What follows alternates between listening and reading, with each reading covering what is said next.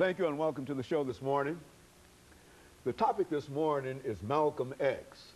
And we're fortunate to have with us to talk about Malcolm X and related matters the chairperson of the Africana Studies Department at Tennessee State University, Dr. AAl-Hadid.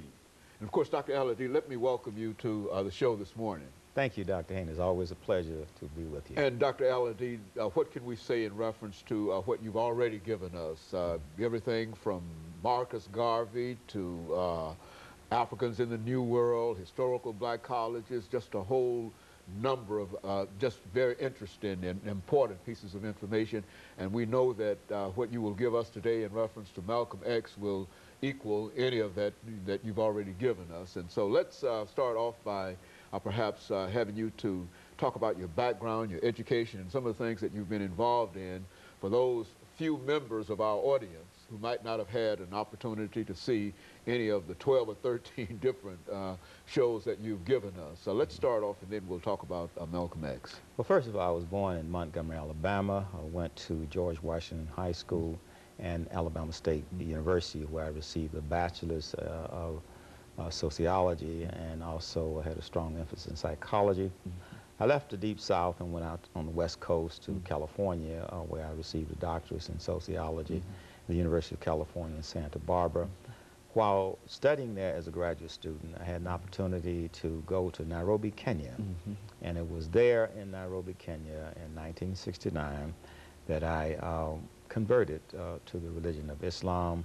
And I also made the pilgrimage 6 months later, went to Mecca. Much of this was influenced by reading the autobiography of Malcolm X. So after I got my worldview and my formal education together, I then started looking for a job. Okay. And then, of course, I interviewed at Tennessee State University, Fisk, Meharry, and a few other places, and I settled on Tennessee State University. Been at TSU for a long time. I started in the sociology department. Then in 1994, we created the Department of Africana Studies. And since 1994, I have served for the last 13 years as chair of the Department of Africana Studies, Tennessee State University. Very good. You know, Dr. Al-Hadid, when we talk about Malcolm X, I think that many people, and especially younger people, might not understand exactly who this individual was. And what we'd like to do today is for you to not only talk about Malcolm X, but to give us a little background information in reference to who he was and other information that you think that we ought to be interested in. Well, as I said earlier, my interest in Malcolm started by reading the autobiography of Malcolm X. I think I must have read it about 7 times. And that was what inspired me, you know, to become a Muslim. In terms of Malcolm, here's a man born 1925 in Omaha, Nebraska, in the Midwest, just before the Great Depression.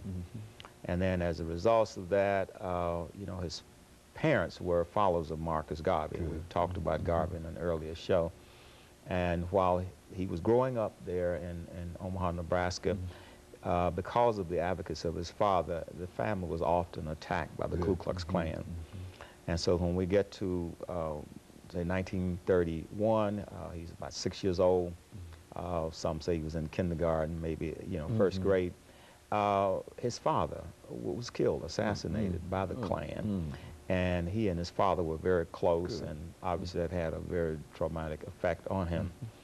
And then as he grew older and went to the 7th or 8th grade, around age 14, his mother had a nervous breakdown, and then she was committed to the Kalamazoo Mental Hospital in Kalamazoo, Michigan. And at that time, he just started losing all interest in school. He dropped out. He was committed to a number of foster homes and juvenile detention homes. So I think that was the thing that started him to drift into a world of juvenile delinquency. His oldest sister, by his father's first wife, Daisy Mae Little, saw him and then decided to take him from Michigan to Boston, where he went to Roxbury, which is like the black, you know, suburban area of Boston. And from that point, that was when he started to go into the world of crime. I think it's important that maybe we should tell the audience who Malcolm's father was. Yeah. His father's name was Reverend Earl Little, and his mother was Louisa Little, who was from Grenada. Okay, and so this older sister, by the first marriage, kept reminding him of the father and the commitment to the philosopher Marcus Garvey. Now, the thing that tipped the scale for Malcolm, of course, his father's killed by the Klan when he's 6 years old. His mother's committed to a mental institution by age 14. And the thing that tipped the scale in terms of him leaving grade school was that he told his teacher that he wanted to be a lawyer. Let's break here for this first commercial break, Doctor, and then we'll pick up at this particular point. So we'll be back with you following this short commercial break. We're talking to Dr.